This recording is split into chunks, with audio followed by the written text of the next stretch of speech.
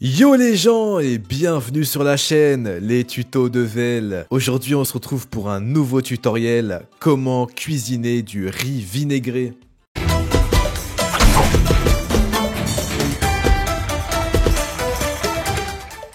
Alors, pour cuisiner du riz vinaigré, vous allez forcément avoir besoin de riz. Alors moi, j'ai choisi du riz long. En général, quand on fait du riz vinaigré, on choisit du riz rond ou du riz japonais. J'ai choisi du riz long car je voulais faire du riz vinaigré avec le type de riz que l'on retrouve souvent à la maison ou dans les placards. Il faut savoir en revanche qu'avec ce riz, vous n'aurez pas forcément l'aspect collant que l'on retrouve habituellement avec le riz rond ou le riz japonais. Vous allez avoir besoin de vinaigre de riz, l'ingrédient phare évidemment de cette recette. Vous allez avoir besoin également de sucre en poudre. Et pour finir, l'équivalent d'un verre d'eau.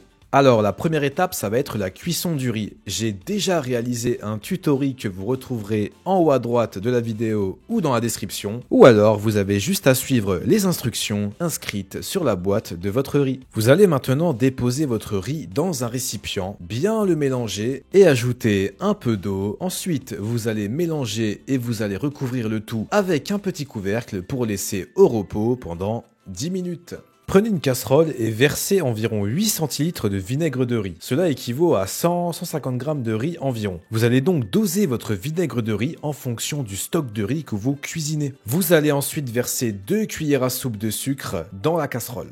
Vous allez faire chauffer à feu doux jusqu'à temps que le sucre se dissipe dans le vinaigre. N'hésitez pas à mélanger à l'aide d'une spatule en bois comme sur la vidéo. Lorsque la cuisson sera terminée, vous allez verser la préparation dans votre riz. Puis, vous allez bien mélanger pour que le riz s'imprègne bien du mélange vinaigré. Vous allez ensuite remettre le couvercle et laisser reposer au frigo pendant une dizaine de minutes. Pour finir, vous aurez juste à sortir le riz du frigo et l'utiliser comme base pour vos pokeballs par exemple. Voilà les gens, ce tutoriel est maintenant terminé, j'espère que vous l'avez apprécié. Si c'est le cas, n'hésitez pas à vous abonner à la chaîne, à activer les notifications, à lâcher un petit pouce bleu aussi, ça fait toujours plaisir. N'hésitez pas aussi à checker la playlist Les Tutos de Vel où vous retrouverez tous mes tutos sortis à ce jour. Et quant à moi, je vous dis à très bientôt pour un nouveau tuto. Ciao ciao.